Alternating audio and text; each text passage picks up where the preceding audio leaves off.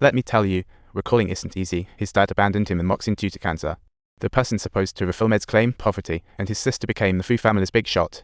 His little brother got chopped up and became a beggar. Talk about the family drama gone wrong. So he switched careers to violence.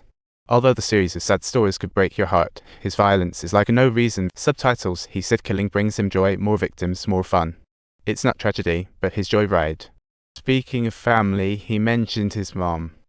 Ever since his murder news broke, she ghosted him for a decade. Talk about silence.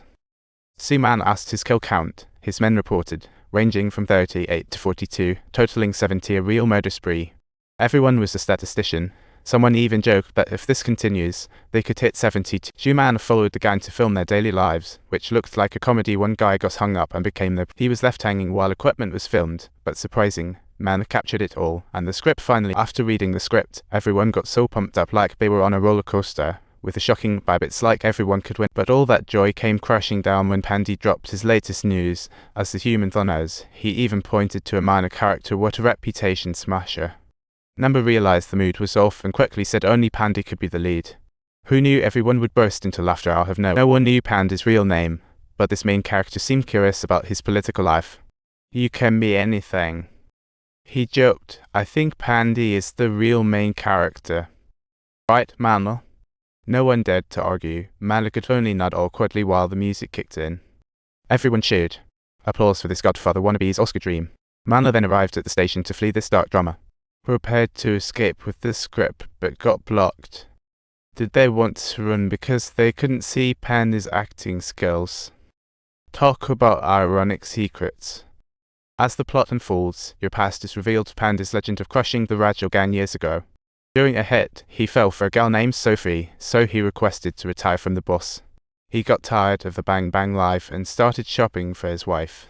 The boss was in a good mood and happily offered to sit in on the wedding planning. At that moment, love and hope filled Pandy's world. He dialed, reliving dreamy first meeting with Sophie. Just as happiness seemed ready to blossom, a boom sounded. Pandy went dark. Sophie was tossed from above, plunging the entire crew back into darkness. His love morphed. Pandy's gaze froze. His heart turned to stone. Still, he played matchmaker for his subordinates and their girlfriends. Then, Pandy's fate twisted again, losing his beloved forever, leaving the frozen Pandy with no way back. From then on, Pandy lost more than his sight. He lost his love. Fate had dealt too many overturns. Finally, the legend appears. Teacher Bear steps into the scene, akin to Pandy's legend in Gangster Town. Right from his entrance, he delivers a lesson in emotional explosion, shouting about love, courage, anger, fear, disgust, surprise, and laughter as emotions flashed. Pandy couldn't rein it in and broke into laughter, which got him called out by the teacher. The room suddenly went cold like a freezer. The younger members all wanted to go up and give the teacher a lesson, but luckily Manla intervened, promising them to hold on for a few days first and that she would hand over the teacher's address after filming was over, allowing them to do whatever they wanted with it then. Once the teaching wrapped, the movie officially kicked off and it was time to roll. No one dared bring up the teacher again. But while reenacting his love with Sophie, Pandy totally hit a wall. His heartfelt lines came out as mere starters. After 18 rounds of dry fails, Manla suggested a new tactic. Close your eyes, forget everything, like stepping into his real story. When he opened his eyes, he saw Manla posing as Sophie. The surprise changed stunned everyone. His voice transformed from noise to an emotional declaration, leaving everyone in a weird silence of astonishment. Manla stood there stunned, her mind swirling with doubts about whether Pandy had mistakenly called out the wrong name and whether it could truly be deemed a mistake, all while filming carried on and emotions began to quietly develop. He began recognizing his humanity amid emotional tides, a longing for his mom, the ache of losing Sophie, and a desire to be understood.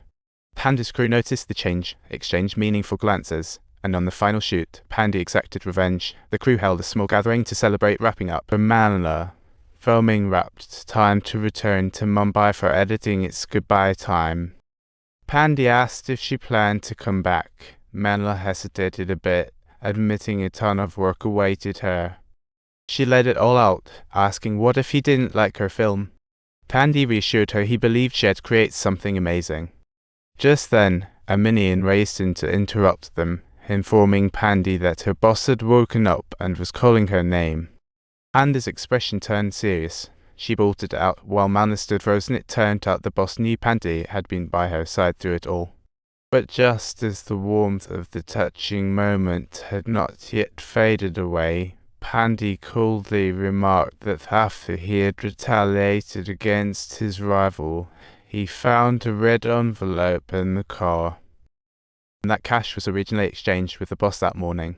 Now that she's awake, she's personally avenging Sophie, while Manla dives into post-production. She organized her collected footage into a complete story, but her plan was completely opposite to Pandy's luck. The film turned into a journey of her inner self. Her decision to add comedy elements made her feel uneasy, reminding Manla that Pandy expected a film that would scare, not laugh. Manla clarified she wasn't out to make fun, rather, she wanted to showcase a lesser-known side of Pandy, a loving, yet tortured soul. The film was set to premiere soon, posters plastered everywhere, and Manla announced the premiere would take place at Bekova's biggest cinema. On premiere day, Bekova was bustling. Pandy and her venture felt like a joyous journey, with the audience glued to the big screen, laughing their heads off. Never had they seen such a twist. I really want to deal with Manla. She gritted her teeth. This is a trite mockery. The audience roared with laughter, never imagining seeing this side of Pandy.